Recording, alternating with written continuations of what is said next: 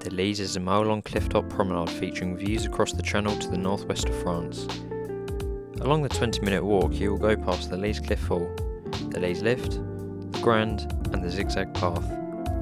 Today I'll be talking to Tom Burton, who has lived no longer than a 5-minute walk to the Leas for all of his life. I'll be asking him some questions about his past with the Leas and his opinions on the Leas.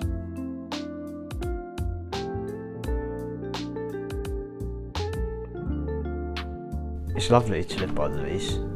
Having such a view of the sea so close to my doorstep makes me feel pretty fortunate, to be honest. Especially in the summer months when the evenings are warmer.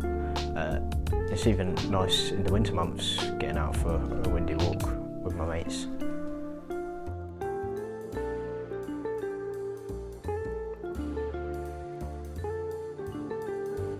My first memory of the Leas must have been about 3 or 4 years old. My dad and I went to Leas around 6 in the evening with my push bike and met up with my cousin and my uncle. Me and my cousin were learning to ride our bikes around the same time, but I distinctly remember that evening that my cousin didn't have stabilisers, whereas I did, and he was whipping around the flower beds and I could barely make it up the curve.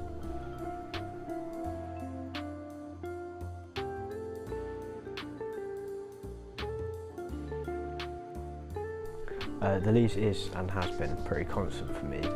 It's my road to work in the morning, as I work near the town centre as a junior planner in construction, but most of my evenings and weekends are spent either on the benches with a coffee or using it as a through road towards the seafront and the harbour, through a zigzag path or down Road of Remembrance.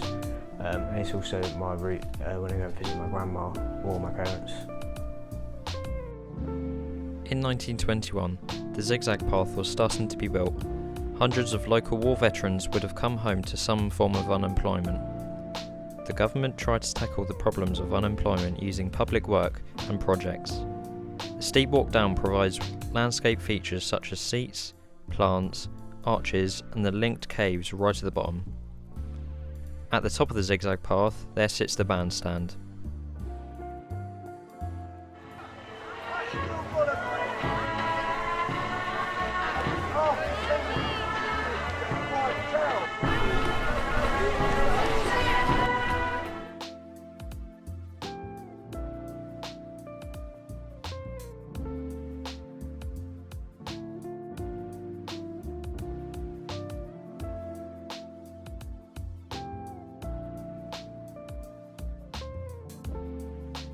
I'm not too sure.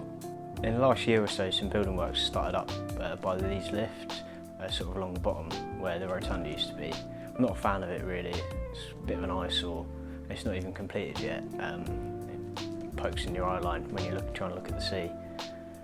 It's also going to be pretty expensive to live there, which doesn't help the people of Folkestone or the Leas itself in the long run. There's supposed to be a few of these developments sort of popping up here and there along the seafront, which seems a bit impractical because of the rising sea. But at least the positive is that the Leas Lift should get restored as a result, which is quite exciting. It was a staple of my childhood and my early teens, so I'll take that. It's also rumoured that the Leas Pavilion will be renovated, but probably as another high-rise.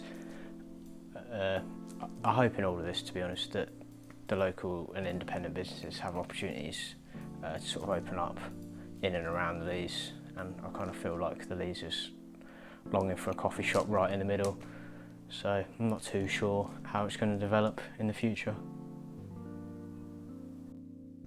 The Leas Lift was created in 1885 and has seen just over 36 million people ride it. It is also one of the oldest water pump lifts in the UK. When I was younger, I had the pleasure of riding it on it before it closed in 2009, as it was very expensive to run. In 2011, Crofton Consulting had won an award for building structures, as our aims were to get the water lift running again, in which they succeeded in doing so. However, 6 years later, it was closed again via a health and safety executive inspection.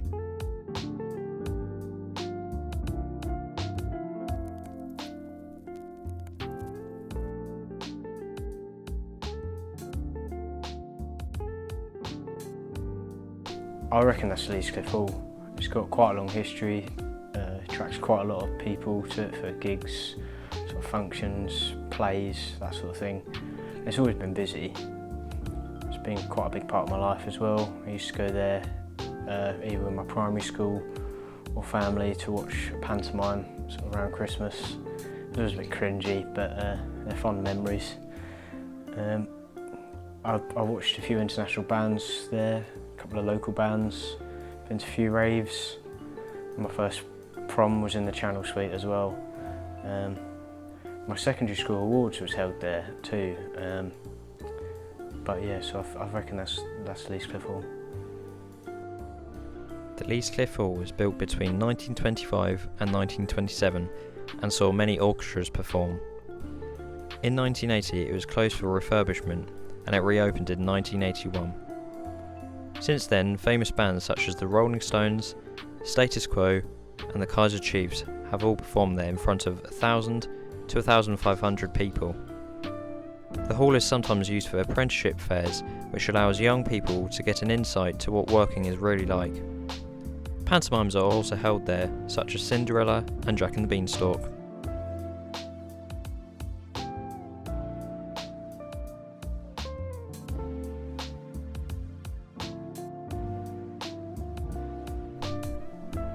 That's a tough one. When I was younger, I really liked the air show. I seem to remember year in, year out, trying to find a spot to sit before it started. My granddad and my cousin were really into it as well. People would like spill over and pitch up along Leas Cliff or sort of down the lower Leas. But to be fair, like the view along the Leas had the sort of best photo opportunities. There's the Old Timer Rally, sort of by the Grand, which is always decent. Floats and Pride is a great event. It's usually town-wide, but the marches along the Leas, there's sort of a comfortable atmosphere around Folkestone, which is really good. So I'd probably say it's between the air show and Pride. The Folkestone Air Show, the Folkestone Pride, Race for Life and the Grand's Oldtimer Car Show are annual events which the Folkestone community enjoy each year. Next I'm going to be talking to Linda Monday, who has lived close to the Leas for just under 20 years.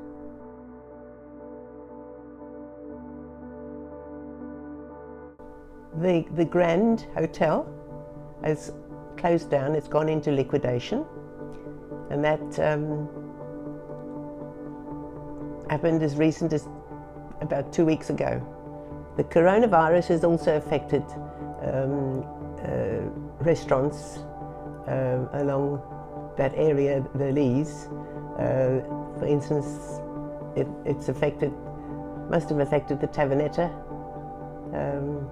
I used to visit the Tavernetta on a frequent basis, but it's sad. The Grand was built back in 1900. It became a hotel in 1903 as the owners were finding it difficult to let the rooms to people. In 1970, Michael Stainer had put in an offer for the Grand as he could see potential in the place. Mr. Stainer's friend was a journalist and he had written an article about Stainer's intentions. And a few years later, people were fighting to try and get a room. Whilst making this documentary, the Grand has gone into liquidation. This means an end to a business or a company. However, the famous film director Danny Boyle is filming a TV show called Lonely Boy, based on the Sex Pistols lead guitarist Steve Jones.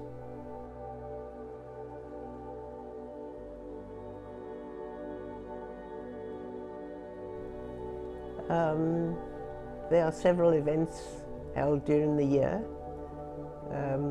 The one which I like probably the most is Race for Life in aid of cancer. I was speaking to Linda off camera and she was telling me about the Race for Life and how her grandchildren do it most years for family members or friends of family members.